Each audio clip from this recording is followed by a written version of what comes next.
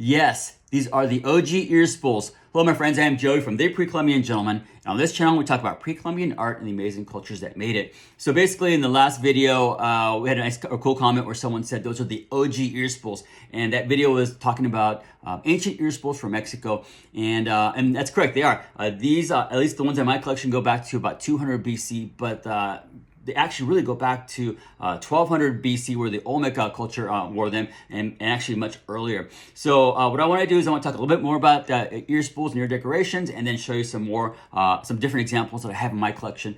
This one right here it's actually a large one. It comes from Teotihuacan, and it's all ceramic there. Look at that. I mean, it's just cool when you look at.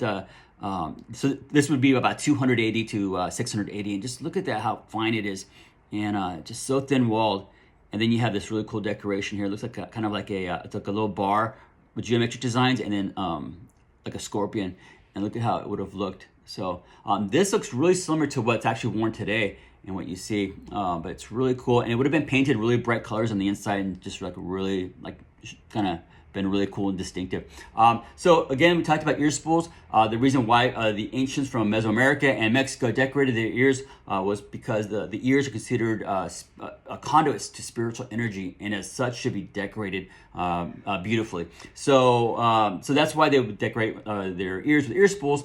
And things I want to talk about are that not all the ear spools are still around, because the majority of ear spools for the people of Mesoamerica and Mexico were made out of wood, because the majority of people were just commoners, poor people, essentially workers, and they didn't have the funds to be able to afford to purchase nicer ear spools in the markets. So they wore wood, and so you'll see that in the Peruvian cultures, they tend to stay a little bit longer because of the arid desert climate, and so those have been preserved, and so we know what they look like. And so basically it's just kind of like a round thing like this with like a little post, and really simple, and they would just slide them right in, and so those have withstood the test of time. However, in Mexico and most of Mesoamerica, there's a jungle environment, and it's a little bit more, there's some more humidity and moisture, and that wood just disintegrates. It's just gone. And so I don't know of any examples from those areas. There might be a few Aztec that survived, because it's about 500 years ago, but the majority, Aztec, Mexica, sorry, but the majority of them just don't survive. And so what we have left are the ceramic ones. And so let me talk to you about the order in which people would have had these ear spools. So the commoners, the lowest class, would have had wood, cheaply available. You could probably carve it yourself. Then from there, it would go on to ceramic. And so these are ceramic ones that you see here. And these would have had to have been probably purchased in the open market, or if you're skilled enough, you can make them yourself. But, to dry them in the kilns and whatnot, decorate them, you probably needed to purchase them. And then from there, it goes to shell and bone. And those were, the next higher up, and they're a little bit more rare and more expensive, obviously, because of the time it took to make them. And then you have the stone. And stone would vary from, say, like serpentine stone, which is, beautiful, green stone. But the top part was jade. So jade was the most important material to the Maya, to most of Mesoamerica, and it was also the most expensive, and typically was only worn by royalty or people of status. So anyway, so that's the story of ear spools and ear flares. However, I'm going to talk about something at the very end that's a little bit different. So, but hold on. So anyway, so this is the ear spool from Teotihuacan. And so there you have that. And then the rest of these are going to be from Klima, but also I have this Chinesco one. And this one dates back from 100 BC to 250 AD. Chinesco coming from the Nayarit area in Mexico. It's like a sub-variant culture, but here you go. So this looks really similar to what you would see today in terms of plugs. And it's kind of painted with this, it's got like a reddish slip, and then it's got this little orange, like a cream paint in the inside. And so that's how it would look right there. So it's really cool, and you can see how it would fit in. Look how it's curved, so it fit right in the earlobe. I hope you can see that there. Yeah, it's really cool. And it's actually almost perfect condition. It's really neat for a 2,000-year-old ear spool. So there's that one. And then I have these right here that are really cool. This is cool. It's just a regular plug. I mean, it's just really similar to what you see today.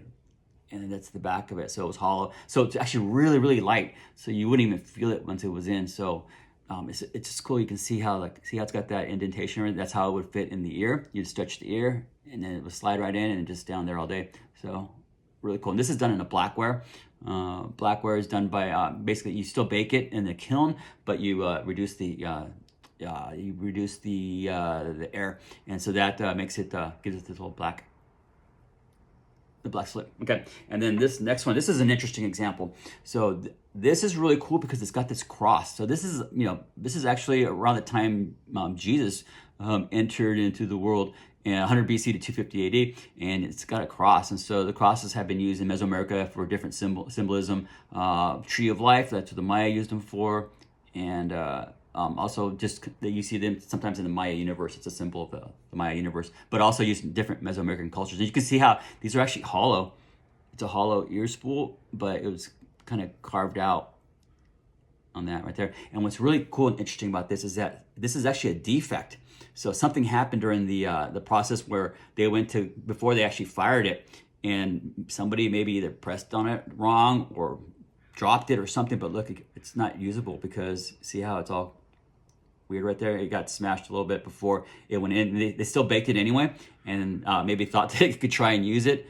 And so again, these two would have been part of a pair. So obviously they were made in pairs, and so I don't have the other ones, the other part of the pairs on these, but they're still cool together. So there's that, and then I have got these two right here. So this is really cool.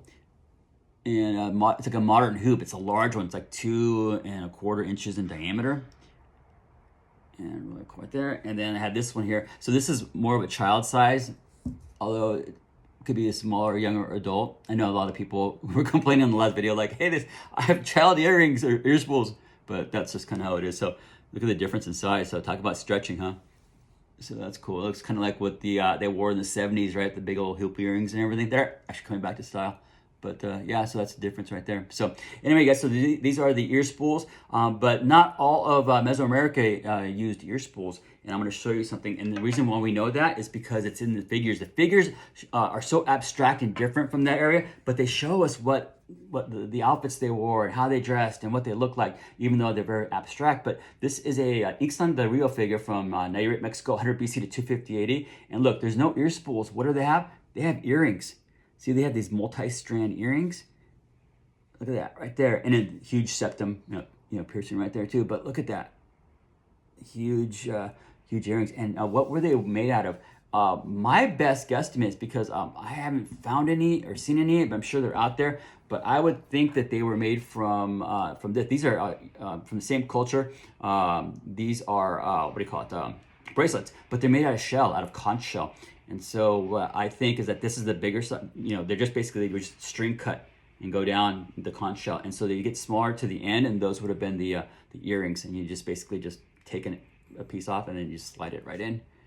And that's how you would have it. So these are bracelets, they're not earrings, but the smaller ones could have been used for the earrings there you see in this culture. So again, it's just really neat and interesting how all the different cultures, decorated their ears because it was an important practice for them and everything. So again, you guys, thanks for all the love on that last video. It's got over 50,000 views, so really cool. Thanks for it's cool to see that people are interested in this, and it's part of our ancestry and who we are. I'm Mexican on my mom's side. It goes back to Colima, Mexico, and then on my dad's side, we go back to Mexica, or Mexico City area and whatnot, Mexica Aztec. So it's really cool learning about all these different cultures and about our history, and we should celebrate it. And yeah, so that's why you do see a lot of Hispanic people with ear spools and that type of thing, because yeah, it's part of decorating our bodies, and we've been doing that for thousands and thousands of years, tattooing, decorating your body and whatnot. And if you made it this far, thanks. And it's really interesting to see the dynamics of how things have changed, because back then almost everybody had body modifications and that kind of and ear spools and crazy tattoos and whatnot. And now it's kind of like people aren't. Sometimes they're not looked as favorably with those kind of body modifications as they did back in ancient times. So anyway, guys, long video. I don't know if you made it through, but hit the like, follow button for some more great pre-Columbian content. Cheers, and thanks for all the love, you guys, and as always, happy collecting. Cheers.